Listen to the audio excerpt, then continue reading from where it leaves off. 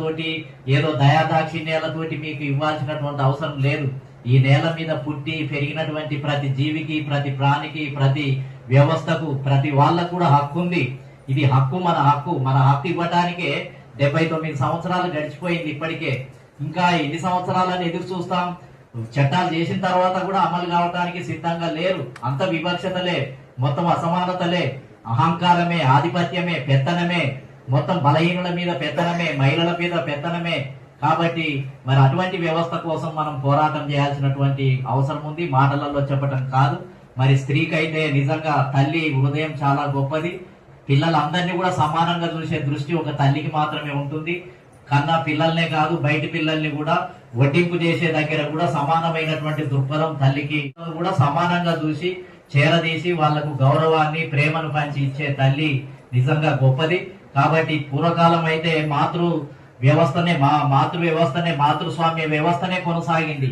1000 సంవత్సరాలు తల్లి యొక్క ఆజ్ఞల మేరకే పిల్లలంతా కూడా పనిచేసి మొత్తం నడిపించే వాళ్ళు. కుటుంబంలో తల్లే నడిపించే వాళ్ళు 1000 సంవత్సరాలు. అనేక దేశాల చరిత్రలు నేను చదివాను. ప్రతి వ్యవస్థలో కూడా మాతృస్వామ్య వ్యవస్థ అని అంటారు. అంటే తల్లి ఆదేశాల మేరకు వ్యవస్థ అంతా కూడా నడిచేది. అది పోయి ఇప్పుడు పితృస్వామిక వ్యవస్థ రావటం జరిగింది. అదే విధంగా పురుషుని ఆధిక్యత రావటం జరిగింది. మళ్ళీ స్త్రీ వెనుకబడిపోయింది. కాబట్టి వెనుకబడిపోయినటువంటి స్త్రీలు మళ్ళీ అన్ని రంగాల్లో కూడా ముందుకు రావాల్సినటువంటి సమయం ఆసన్నమైంది. కాబట్టి మరి మేల్కోవాలి. మనలో ఉన్న సృజనాత్మకతను, శక్తిని, అదే విధంగా సమయాన్ని, తెలివిని బయటికి తీసి ప్రపంచవ్యాప్తంగా కూడా అనేక మార్పులు వస్తున్నాయి. గ్లోబలైజేషన్ వచ్చింది, సోషల్ మీడియా వచ్చింది.